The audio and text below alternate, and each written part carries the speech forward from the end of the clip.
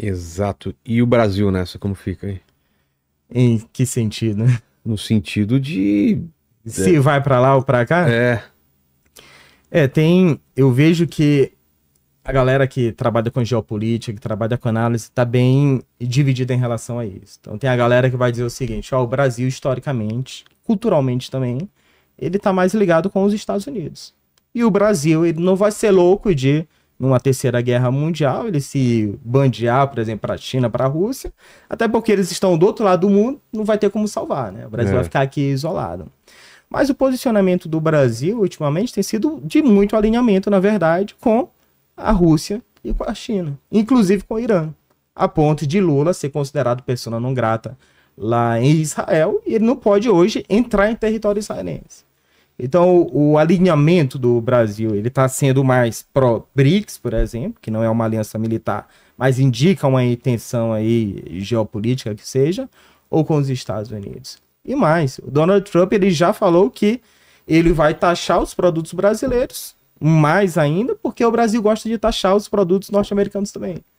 Então, eu não vejo o Brasil se aproximando com os Estados Unidos, eu vejo o Brasil se aproximando muito mais. Agora, em tese, a gente vive uma política de neutralidade diplomática e o Brasil pode ficar empurrando isso daí com a barriga, como o Getúlio Vargas fez lá atrás, e ter um posicionamento que seja mais coerente, né? Então, eu acho que em última instância, acredito que em última instância, o Brasil vai acabar se posicionando ao lado da Europa, dos Estados Unidos, mas estamos muito próximos da China, principalmente até por ser o principal parceiro comercial, e o alinhamento, o Brasil tem se afastado bastante dos Estados Unidos, né? Então, principalmente agora com o governo Lula. O governo Bolsonaro foi bastante próximo, se afastou com o Lula, eu não vejo isso daí retomando, pelo menos o presidente Lula. entendi.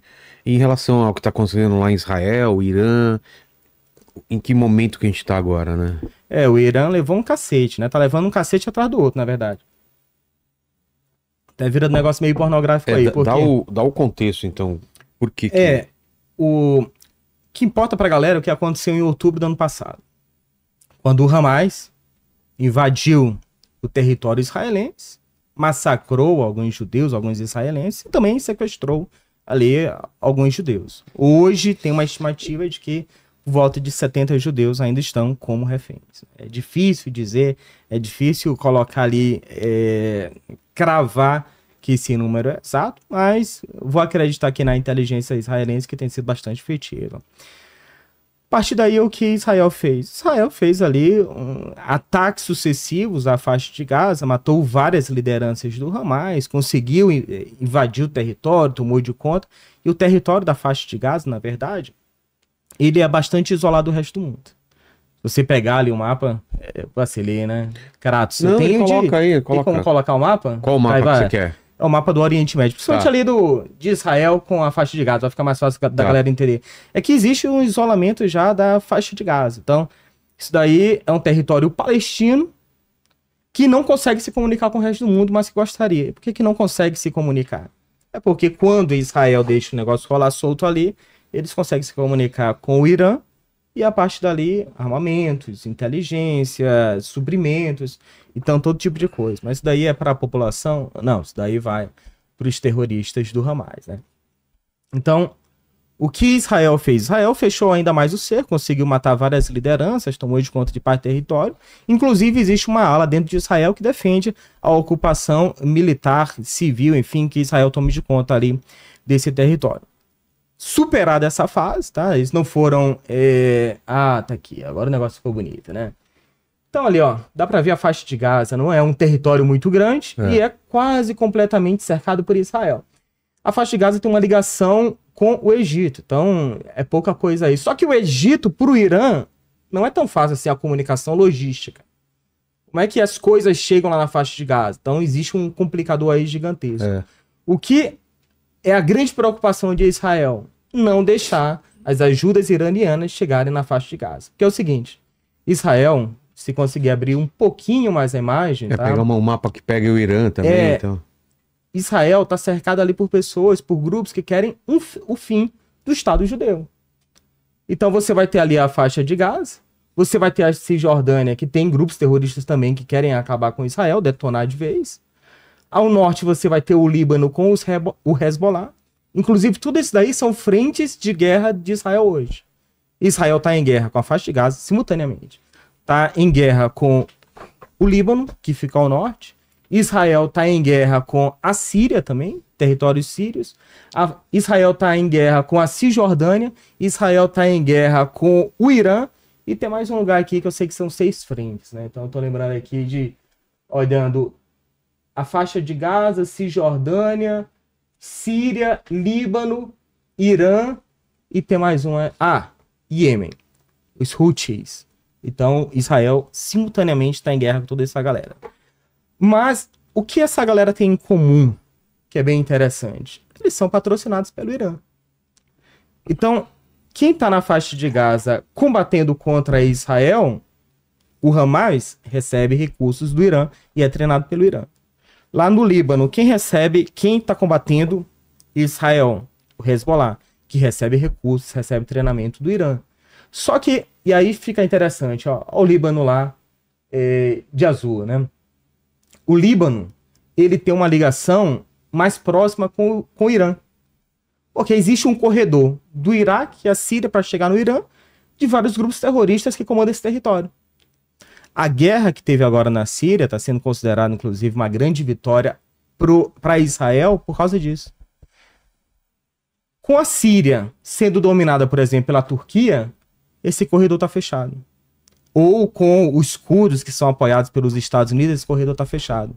Então esse cerco ele vai se fechando, né? E Israel, inclusive, é uma grande potência militar porque está sempre treinando seus combatentes. Está sempre em guerra. Está sempre em guerra, né? É diferente, por exemplo, da China, que a gente não vê uma grande guerra que os chineses participam, sei lá, há séculos, né?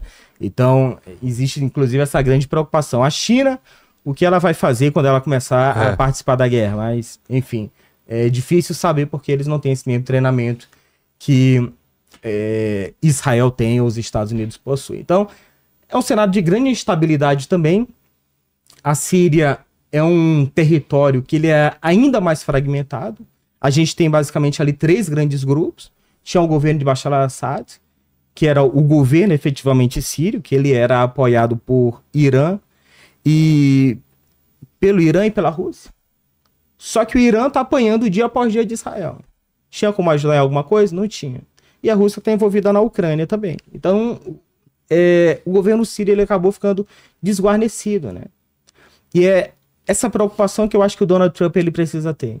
Que ele vê que o mundo está instável. Totalmente. Exatamente. Então, tem também a questão da China com Taiwan. Também. Exatamente. Aquele dominó. Derrubaram a primeira peça, onde é que esse negócio vai parar? A gente não sabe. A não sei que tem alguma peça ali um pouco mais afastada da outra. Enfim. Então, essa é a grande preocupação hoje. De esse vácuo, se os Estados Unidos deixarem, onde é que isso vai parar? E a China, a Rússia, eles têm aproveitado bastante, enquanto os Estados Unidos, a mensagem que passa, pelo menos em parte, com o Donald Trump é que os Estados Unidos não vão se meter em tudo isso. E aí também pode escalar ou tá mais ou menos controlado agora? Não, Israel agora, deu a resposta e deu... Não, agora o negócio vai sem fim. É mesmo? Vai sem fim, porque os países, eles são organismos vivos. Então a gente passou por muito tempo entendendo que essas fronteiras, elas existem, elas são imutáveis. Eu, por exemplo, qual é a visão de uma criança? Eu tenho uma sobrinha chamada Edla, 9 anos. Ela olha para o mapa e ela acredita o quê? Que os países sempre foram assim. Que eles não têm movimentação, não vão ter guerra, não vão ter absolutamente nada. Mas durante toda a história da humanidade, os países guerrearam, os governos guerrearam entre si.